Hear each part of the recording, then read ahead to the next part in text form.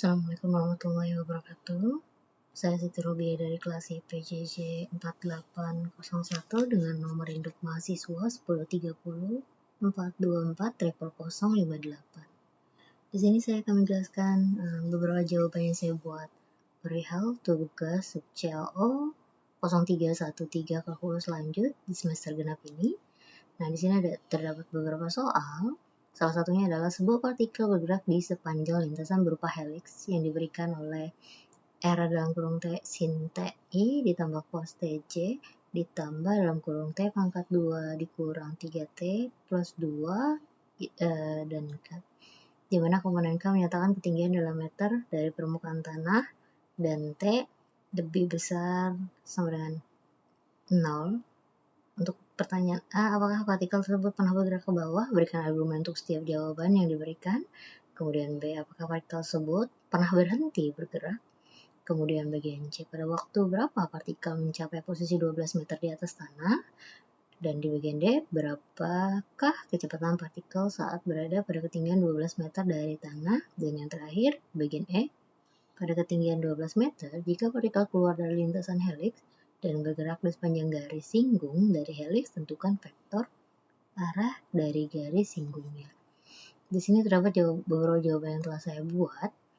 Saya jelaskan berdasarkan versi saya. Di sini diketahui bahwa R dalam kurung T yaitu sin TI ditambah cos TJ.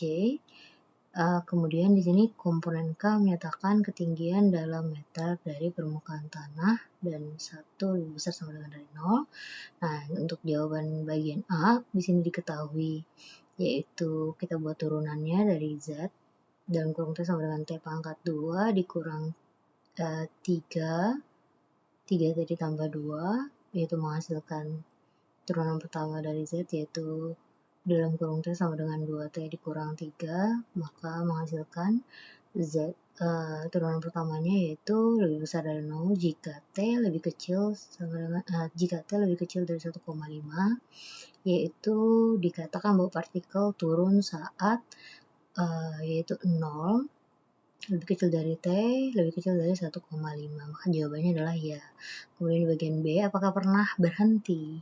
Nah, di sini dinyatakan bahwa V dalam kurung T sama dengan cos TI dikurang sin TJ ditambah dalam kurung 2T dikurang 3 tutup kurung K. Kemudian syarat berhenti total adalah ketiga partikel bernilai 0. Nah, secara bersamaan, kita cek partikelnya nih. Misalkan kita gunakan V sebagai nilainya ya. Di sini ada cos T sama dengan 0. Itu menghasilkan V per 2 itu tidak sama dengan 0. Kemudian ada sin T sama dengan 0.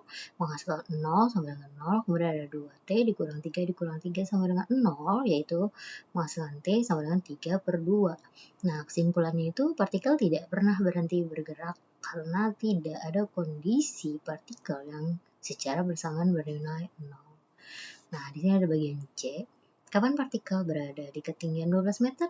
Nah, di sini kita melakukan beberapa cara yaitu 2 dalam kurung T sama dengan T pangkat 2 dikurang 3T ditambah 2 menghasilkan 12. Kemudian kita turunkan lagi di T pangkat 2 dikurang 3T dikurang 10 sama dengan 0. Kemudian T 3 kurang lebih. Nah, di sini ada akar, di dalamnya ada dalam kurung min 3 pangkat 2, kemudian dikurang 4, dalam kurung 1 tutup kurung, kemudian dalam kurung lagi ada min 10 per 2. Nah, yang menghasilkan 3 kurang lebih akar 49 per 2, kita perkecil lagi menjadi 2, kurang lebih 7 per 2, dan menghasilkan T sama dengan 5. Jadi jawabannya adalah di detik ke-5. Nah, di sini untuk bagian D-nya kita gunakan hasil yang 5 yang sudah kita ketahui. Di sini ada V dalam kurung 5 sama dengan cos 5I dikurang sin 5J ditambah 7K. Kita hitung besar kecepatannya, yaitu mutlak V sama dengan yaitu akar cos 5 pangkat 2 ditambah sin 5 pangkat 2 ditambah 7, di mana menghasilkan 1 ditambah 49 ya, akar ya. Kemudian sama dengan akar 50, yaitu 7 0,07. Jadi kecepatan nilai partikelnya itu ada di 0,7 milisecond. Untuk bagian E-nya sendiri vektor arah jika keluar pada ketinggian 12 meter.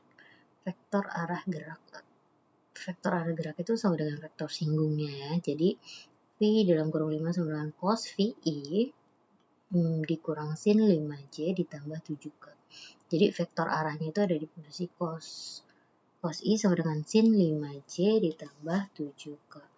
Kemudian kita lanjut ke soal yang kedua. Di sini ada diketahui kurva berikut, yaitu Y sama dengan, di sini 0 jika X lebih besar sama dengan 0, atau Y sama dengan X pangkat 3 jika X lebih besar dari 0. Maaf ya, ini lebih kecil sama dengan dari 0. Kemudian A-nya di sini tentukan nilai Y, yaitu turunan pertama saat X 0. Untuk B-nya sendiri tentukan besar lengkungan kurva di titik 0,0. Nah, ini jawaban yang sudah saya buat. Di sini kita menentukan turunan pertama dari Y, yaitu X lebih kecil sama dengan dari 0. Itu menghasilkan 0, jadi turunan pertama itu ada di 0. Kemudian X lebih besar dari 0 sama dengan Y, yaitu menjadi X pangkat 3 sama dengan Y. Turunan pertama itu sama dengan 3 X pangkat 2. Kemudian kita cek limit kirinya itu ada di 0 dan limit kanan saat X-nya ini berada di 0 sama dengan 3X pangkat 2, maka turunan pertamanya itu dinyatakan 0 sama dengan 0.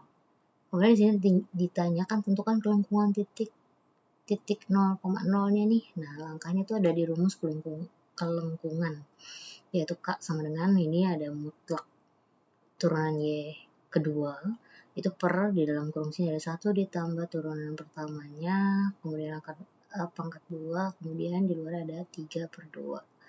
Yang dimana turunan pertama itu dinyatakan 3X pangkat 2 sama dengan Y, jadi turunan pertama sama dengan 0, kemudian turunan keduanya itu maka dihasilkan 6X, kemudian turunan kedua di sini dihasilkan 0, maka kita substitusikan jadinya K sama dengan 0 per, dalam kurung ada 1 ditambah 0 per 1 ditambah 0, 3/2 sama dengan 0.